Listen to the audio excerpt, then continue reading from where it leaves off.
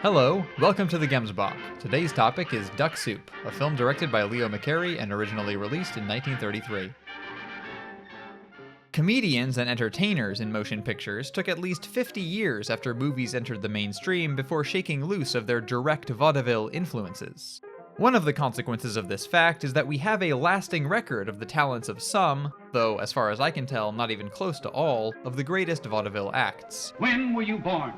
I don't remember. I was just a little baby. And yes, unfortunately, the word was originally pronounced vaudeville, with 3 syllables. It's thought that it was meant to sound vaguely French. Pardon me while I have a strange interlude. At any rate, one such great was an act consisting of a family of comedians and musicians operating a variety show-style performance under the heading of the Marx Brothers. Their antics found a natural match in the narrative format of the movie industry, and they became hugely successful, producing 13 feature films as a group in a career spanning decades. Get out of here before I get arrested. No, I'd like to stay and see that. Perhaps their greatest success, though not financially in its time, is a film called Duck Soup, which has stood on both versions of the American Film Institute's list of the 100 greatest American films, in addition to being in the top 10 of their list of the 100 greatest American comedy films. Duck Soup is a comedy classic from some of the all-time masters of early, anarchic, pre-code movie comedy, and no one with an interest in classic cinema, movie comedy, or theatrical comedy should miss out on watching it. Now step on it.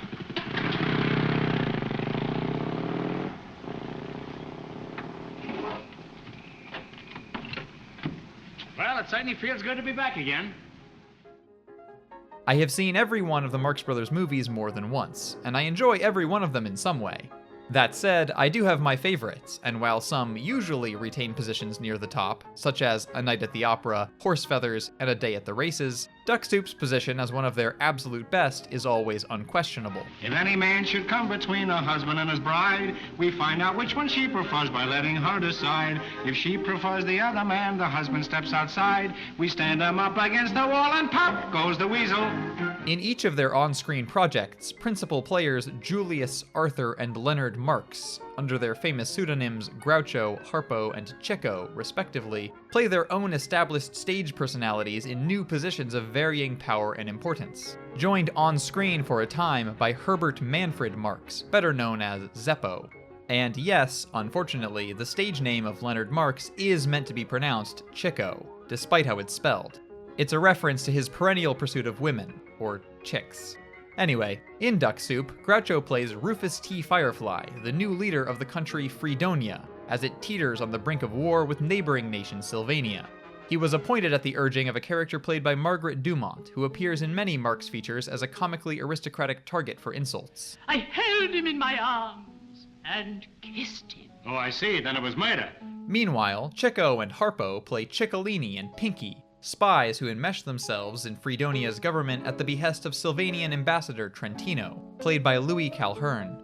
Each of the brothers seems to fulfill a different archetypal theatrical role. Harpo as the mime or clown, Chico as the wily con artist, You'll never get nothing from that rat without money. That rat's just like me. Zeppo as the straight man, and Groucho as the fast-talking insult comic. I'll thank you to let me do the reporting. Is it true you're getting a divorce as soon as your husband recovers his eyesight? Similarly, they each have a primary musical talent. Harpo with the harp, Chico with the piano, Zeppo with his voice, and Groucho with...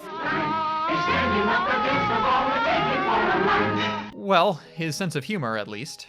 All of these talents contribute in some way to each of their films, and Duck Soup is no exception, containing effortless swings from outlandish musical comedy to non-sequitur-packed repartee. He's had a change of heart. A lot of good that'll do him. He's still got the same face. The plot of Duck Soup, as with the plots of most of the brothers' works, is driven forward by a combination of the brothers' incompetence, the brothers' disregard for convention and authority, Your Excellency, the eyes of the world are upon you. Notables from every country are gathered here in your honor. and wild swings from good to bad luck, and vice versa. In particular, Harpo and Chico's incompetent spying, Zeppo's earnest advice, and Groucho's intentional slights of foreign diplomats plunge the country into armed conflict. So, you refuse to shake hands with me, eh? Mrs. Cecil, this is the last straw. There's no turning back now. This means war! While A Night at the Opera has the strongest final act of any of the Marx Brothers movies, and Horse Feathers and Animal Crackers contain a couple of the troupe's most memorable comedic songs, If he hears anything obscene, You're naturally repellent. I hate a dirty joke, I do. Unless it's told by someone who knows how to tell it. The abundant, slow-paced musical segments in those films, among other details, make them weaker comedic offerings overall than Duck Soup, which navigates from one bit or set piece to the next without missing a beat. I've got an appointment to insult Ambassador Trentino. I don't want to keep him waiting. Step on him.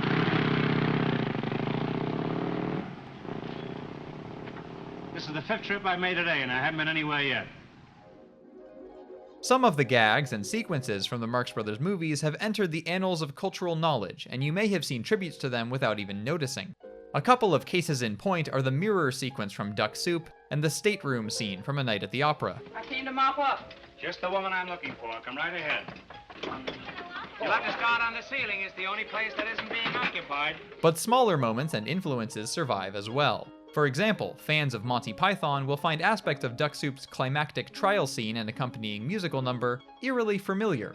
In closing, I would contend that the Marx Brothers serve as something of a happy medium between, on the one hand, the allegorical satires of society and politics in the feature films of Charlie Chaplin, and, on the other hand, the occasionally boorish, unending slapstick of acts like The Three Stooges and Laurel and Hardy.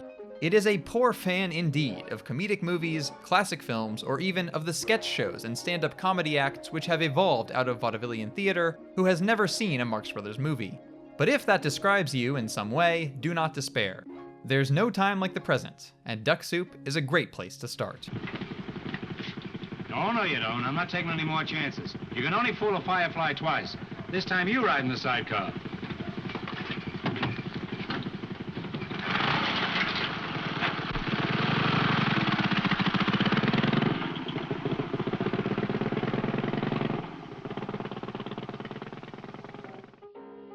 This video is dedicated to the memory of my grandfather, Stephen Podgorski. He was born in the early 1920s, over 10 years before the release of Duck Soup, to a pair of Polish immigrants in Pennsylvania. He was a World War II veteran. Shortly after graduating from high school, Stephen was able to realize his childhood dream of becoming a pilot by joining the Army Air Corps just as the United States was becoming involved in the Second World War, and he would work in the Air Force for decades to come. In 1947, he was wed to his lifelong love, Mary, and the couple stayed together for 58 years until she passed away in the first decade of the 21st century. Stephen was a woodworker, he was a hobby painter, he was a film lover, he was a generous donor to charitable causes, and, undoubtedly, he was a curmudgeon. Ultimately, my grandfather lived to the remarkable age of 98, over 10 years older than the longest living Marx brother, Groucho, whom Stephen sketched for the article version of this video. Grandpa passed away peacefully in November 2020. At the time of his death, he had 2 children, 4 grandchildren, and an infant great-grandchild with whom he shared many happy experiences in his final years. I miss him.